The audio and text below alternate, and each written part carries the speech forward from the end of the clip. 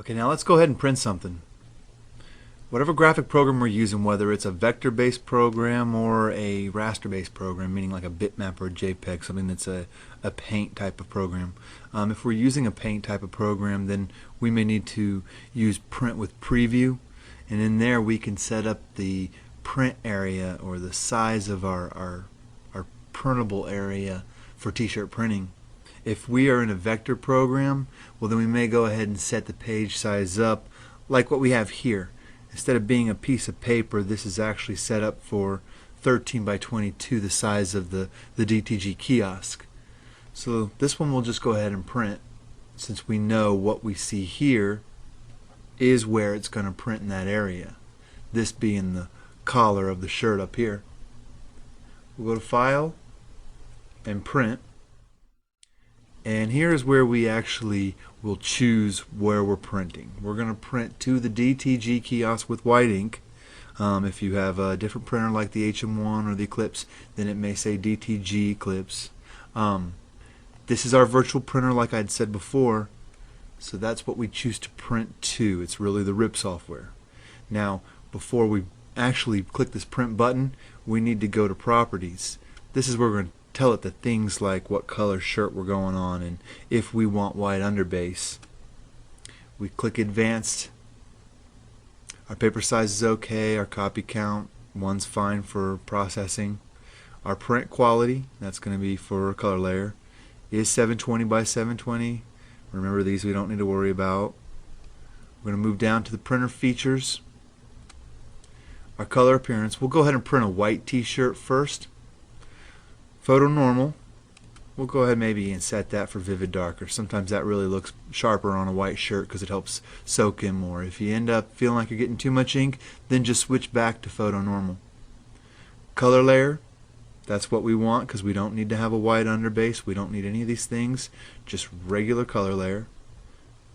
For color passes, we'll choose 1. We'll get this done in 1 pass because productivity is important here for us. White passes, this is irrelevant since we're only printing a color layer and not an underbase or an auto mask, so it's not even going to look at that. What we set doesn't matter. Output profile, we leave it auto select always. We already set up our RGB and our CMYK source profiles in our default, so we're good to go with what we have here. Media type we don't need to change because we're already set for white cotton. I'm going to leave this at no for generate true black. This is not a Pantone setup design, so no for true spot color. Print direction, we'll keep it bidirectional. White ink resolution is irrelevant. It's not even going to look at this because it's not even creating a white underbase. Black ink underbase behavior, same thing. It's irrelevant. It's not looking at it because we're not creating an underbase. Now, auto white highlight threshold. Now, even though we're not creating a white underbase, it still will try and print white ink for highlights. Now, on a white t-shirt, there's absolutely no need for this, but if you're printing on a light color shirt, like a pink shirt or a light blue shirt, sometimes you can get away without printing with that white underbase, but you can go ahead and turn your white highlight threshold on. Now, if you're printing something like a cartoon character that has white eyes, but everything else in this design is color, and the only thing we need white ink to print on is the whites of his eyes, and it's on a light color shirt, we can probably get away with just using the highlight threshold, and we don't have to worry about printing an underbase. Now, remember, just because you're not printing an underbase doesn't mean you can get away with not pre-treating. Anytime white ink is used on any shirt, it needs to be pre-treated. Now we're printing on a white shirt, so we're going to leave this turned off, and we're not using any step and repeat. We go ahead and click OK.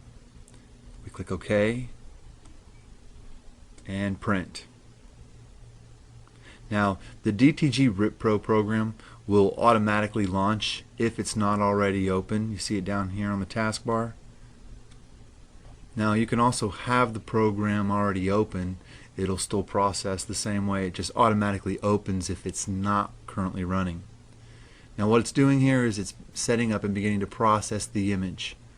Now it will set up here and it will process the things that it needs to do automatically, and it will even begin to spool the data to the printer even before it's finished processing.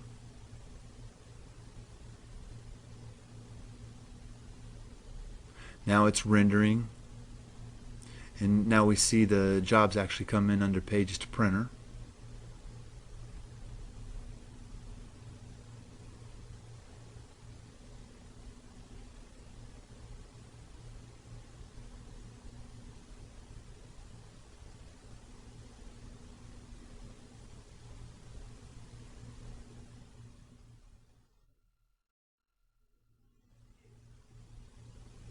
And now it's done. You see here it is under Process Jobs. This is the job that we printed. And under Pages to Printer, it's showing us here the color page or the color layer that it's printed. If we wish to view these, we can go to Process Jobs or under Pages to Printer as well.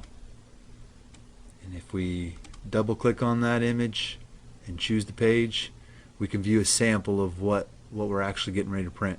Now, like I said before, this data has already begun spooling to the printer, so the printer's receiving the data. If the shirt's loaded and in there and ready to go, you can load the printer and printing will begin.